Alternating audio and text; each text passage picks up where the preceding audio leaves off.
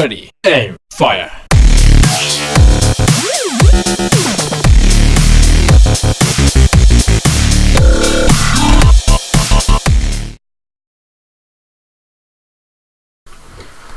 Alright, hey guys, welcome to Foxtail Studios' first ever tutorial.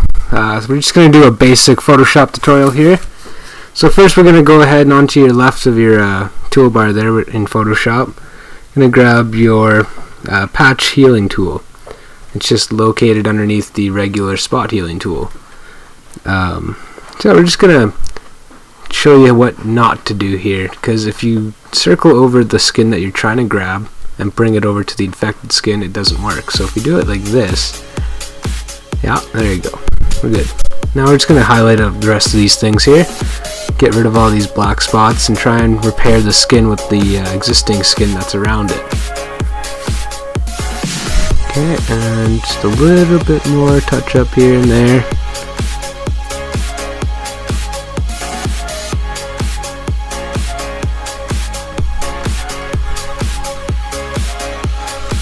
So this tool is good for a lot of different things, because it just kind of grabs whatever else is around and then uses the colors and the lighting that's already on the model there and just replaces it with the actual texture that you have. This tool is good, but it kind of sucks for big areas. It takes forever to load. Yeah.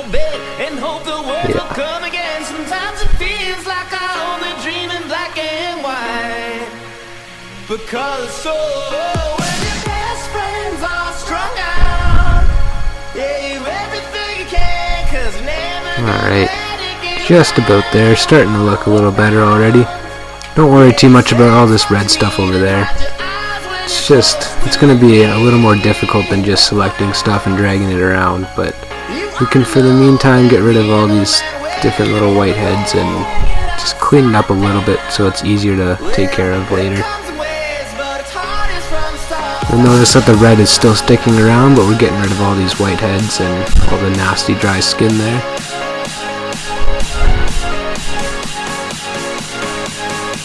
Alright.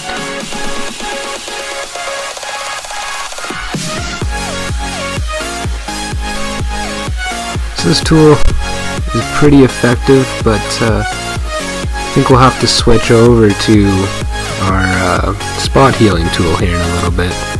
Maybe to take care of some more of this redness and try and fix it up a little more, but for now let's just clean up the skin, get the texture back, make it look more like a human face.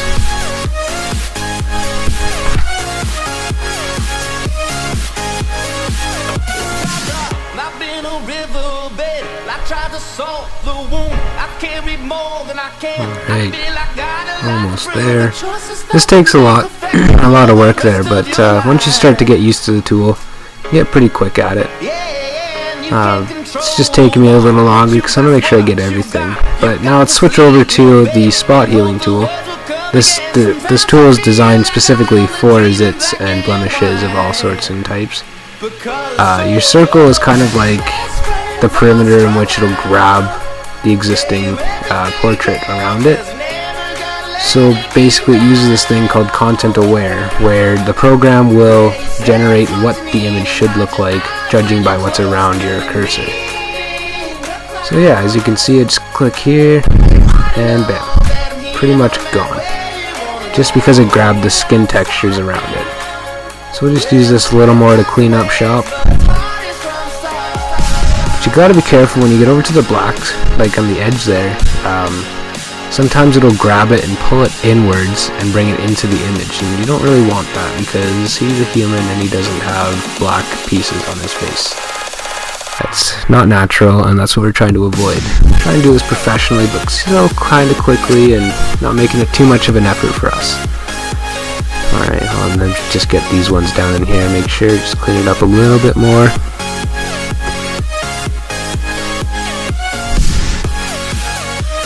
Yeah, see, getting close to these edges here, it's pretty difficult, but surprisingly it's working just fine. That was a close one.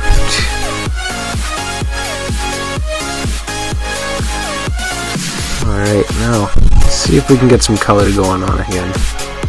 So we're just going to quickly open up your color picker there and just kind of play around with the skin tone, see if there's one that matches. And what I'm doing here is I've actually changed the opacity layer so that it's color, and that's located at the top left there, right beside where you select your brush. You want a soft edge brush for this, and try and make it a reasonable size, because you want to cover a lot of area, but you don't want too much covered, otherwise things can get sloppy and you miss certain items. But all I've done so far is just make it red so that I have a nice even tone to work with. You don't have to do it this way, it's just kind of how I found a way to make it better for myself. Alright, see, blend it in nicely. You want to keep the opacity down so you're not just painting a full out red or pinkish orange onto the person's face, or depending on what ethnicity that your model is. You want to keep it to the same color, but you want that opacity down, like 50% kind of thing, or less, depending on how big your tool is and how much work you have to do. And just for the sake of this video, I'm just going to kind of just go over the skin. You'll see that it starts showing up on the side of his chin there, and it has like a reddish kind of feel. That's alright, just for this tutorial, I'm not too worried about it. Good, see, now we have the right tone of skin there, but we still have some of these darker areas, so I'll try and get rid of these a little bit more. So I'm just going to take our patch tool again, and see, this is a really big one, so it's going to take a little bit more to render all the textures at the top of his face there. And you're going to notice that the pores from up there grabbed and put into the space that we had selected here. Don't worry too much about that. You can always fix that later. It's just nice to get the right kind of feel so that everything else goes smoothly and it still has a human pore feel and texture to it like we want. Same thing for the chin here. Looks a little darker than we want it to be for now, but it's not done yet. Gotta keep working at it. Alright, so now let's select this whole face, but let's try and leave the lips out of it once I can get this over here. Alright, and you don't really need the neck either. Neck looks pretty fine, but if there's anything that you had to fix on an image for your model, then like on the neck area, then yeah, I'd recommend doing the neck too, but just for now, we don't have anything there. So what we're going to do is actually add a blur to our model's face, and that's going to kind of clean up all these different little lines that we have going through all the pores and whatnot. So we're just going to go to filters, distort, or actually blur. Let's go to blur, that's where it is, and we're going to click on Gaussian blur. Gaussian blur is just literally blurring the area, so it takes a little bit to figure out. You don't want it too blurry because then it's really noticeable, but it also depends on the lighting of the image that you're working with here. But for this one, we'll just kind of play around a little bit more. I don't think we need too much. Yeah, 1.6 looks pretty good, but let's see.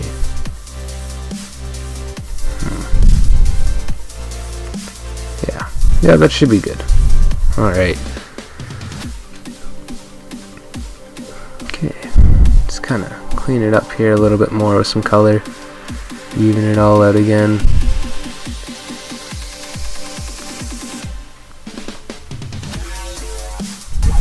You can kind of see those dark spots are fading away a little bit. That's kind of what we want. And now let's switch it over here to our spot healing brush. It's a little bit different than the spot healing tool. You need to select an area of the skin, and it's going to use that as a reference for your brush to drag over. So that means you need to make sure that when you set a point of reference, that it's nowhere close to affected skin, because it's going to cross over and bring it onto what you're painting over. But again, I wouldn't worry too much about it because usually no one notices. Working in bigger brushes for this is also really good, but it can be risky too, depending on how smooth and how clean you really want it to be, because sometimes it'll leave a solid circle depending on where your reference point was and how dark the other area is that you're trying to clean up here. So we're just going to keep fiddling around here, just kind of clean it up a little bit more.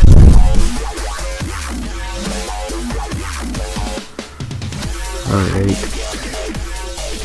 Take a little bit of small stroke. You don't want anything too big. It just takes a lot to render it that way if it's too big.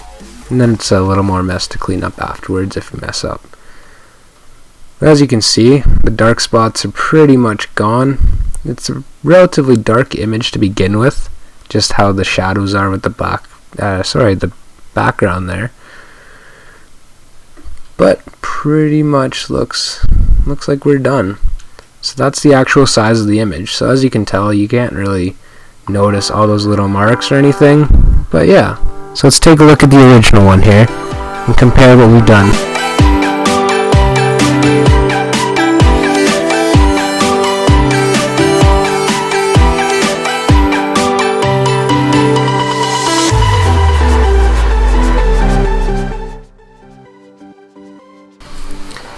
Alright, thanks for joining us today, guys. Hopefully this tutorial has been useful. Leave us a comment and don't forget to subscribe for more.